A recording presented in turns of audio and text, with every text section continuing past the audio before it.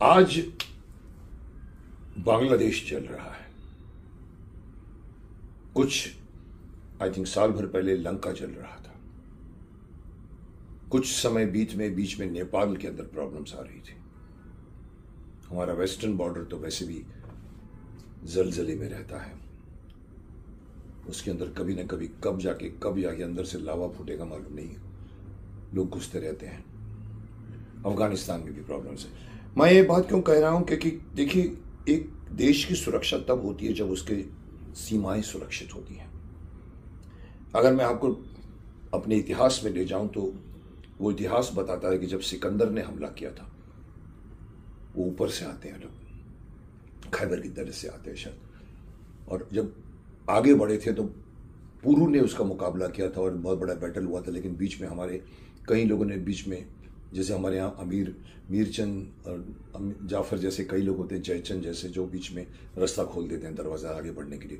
उस वक्त ये बात मशहूर होती थी। उस वक्त हमारा देश सियासतों में बटा हुआ था। 18 अलग लोगों के राजाओं की सियासत होती थी।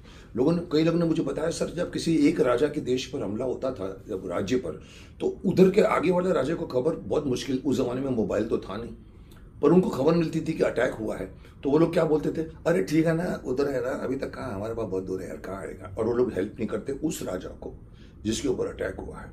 ऐसी वजह से हमारे यहाँ पर लोग, जो मुगल से लेके जितने भी लोग आए हैं, वो जब आगे बढ़े हैं तो रोकने वाला कोई नहीं मिला, बीच में उनको आगे बढ़ गए। वो जमाना था जब पार्टीशन या कहो कि स्वतंत्रता के पहले के जितने राजा थे, हमारे वल्लभ भाई पटेल ने उन सब लोगों को मनाकर सार्वभौमिक राज्य राष्ट्र भारतवर्ष की स्थापना की, इंडिया की स्थापना की, भारत की स्थापना की, और कहा था कि आप सब लोग अभी एक ही, आप लोगों की सीमाएं जब हट गई हैं, आप एक ही देश हैं।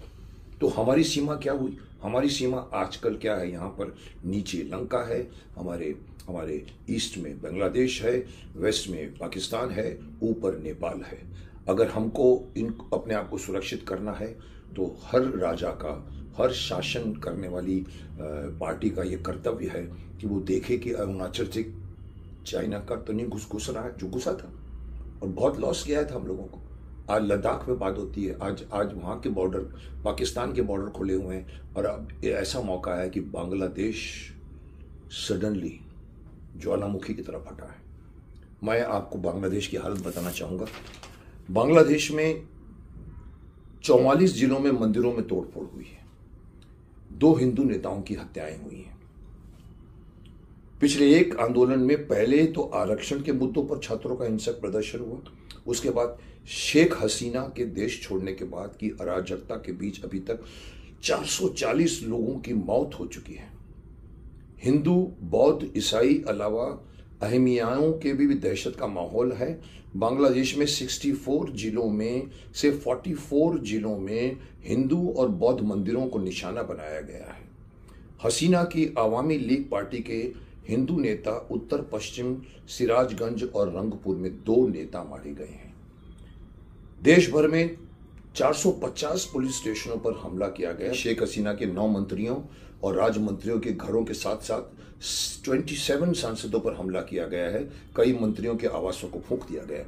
अब इसके पीछे कौन है? बात खुलती जा रही है। पता लग रहा है कि छात्रों ने आंदोलन किया था, क्योंकि हसीना ने क्या कर दिया था, हसीना ने एक आरक्षण दे दिया था। जिन्होंने स्वतंत्रता में, जो उनको स्वतंत्र कराने में पार्ट किया था, उनके फैमिली को आरक्षण दिया जा रहा था, जो स्टूडेंट्स को नहीं पसंद आया और उन्होंने आंदोलन कर दिया। पर स्टूडेंट्स के आंदोलन से शुरुआत के बाद में जो कुछ भी हुआ है, वो लगता नहीं है कि स्टूडेंट्स कर रहे हैं। उसके पीछे लिखा गया है कि विदेशी ताकतें उस पर इंटरेस्टेड हैं। लोगों ने तो नाम भी दे दिया है कि पाकिस्तान भी अपना वहाँ से कर रहा है, चाइना भी फाइनेंस कर रहा है। ये इस तरह के दंगे जो मैंने आपको पढ़ के दिखाए हैं, ये स्टूडेंट्स नहीं करेंगे कभी। ऑफकोर्स ये चीज़ लंका में भी हुई थी, लेकिन जिस तरह से हुआ है उसमें हमको एक्शन लेना पड़ेगा। और मैं ये सजेस्ट करूँगा कि इंडिया की पॉलिसी जो है वो अच्छी नहीं है। इंडिया की पॉलिसी देखिए, आप अब पाकिस्तान जब बांग्लादेश का स्थापना हुई थी, हमारी मिलिट्री ने हेल्प किया था उसको, और उस दिन में करीबन 92,000 पाकिस्तानियों ने घुटनों के बल पर समर्पण, अपने आप को सरेंडर कर दिया था, हथियार सरेंडर कर दिए गए थे वहां पर, और तब जाके इंडिया ने माफ किया और माफ करके उनको छोड़ दिया। मैं वहीं पर लाना चाहता हूं कि इंडिया को सीखना पड़ेगा।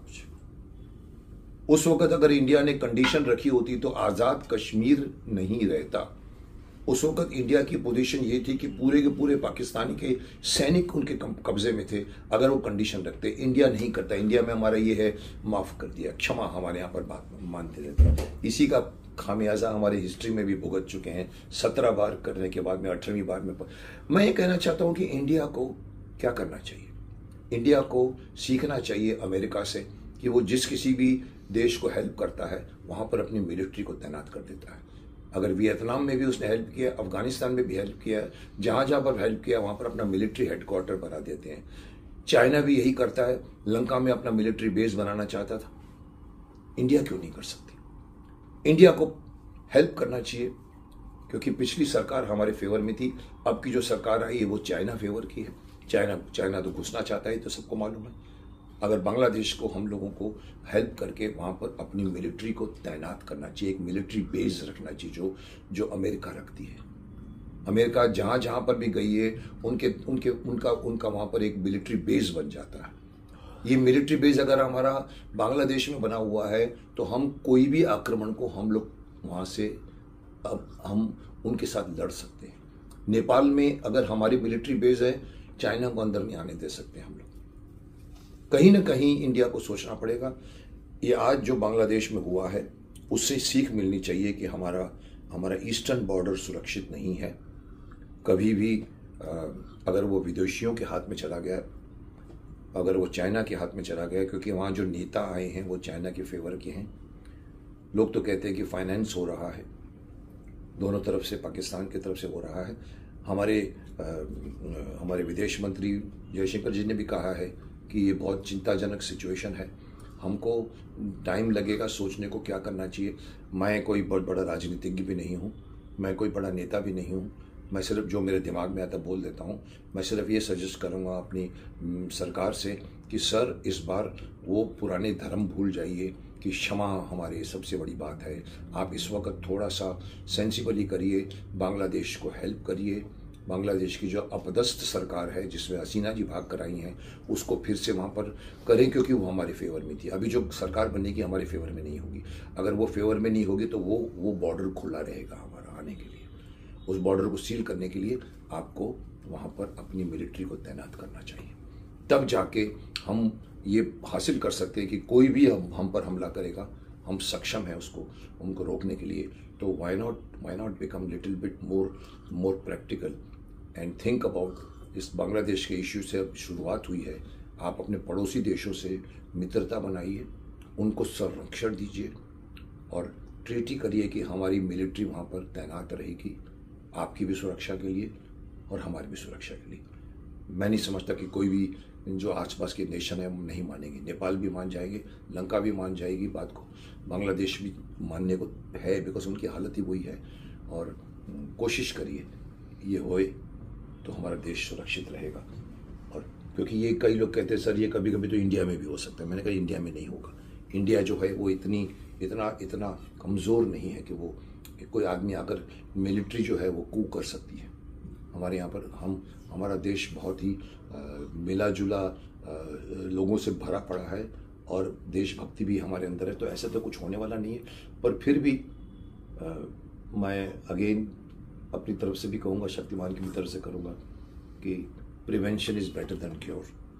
प्रिवेंशन कीजिए, अपने देश की सुरक्षा, अपने देश के बॉर्डर को सील कर दीजिए और चारों तरफ से कोई भी कहीं से नहीं घुसे इसका इंतज़ाम कीजिए। सद्बुद्धि आनी चाहिए सबको।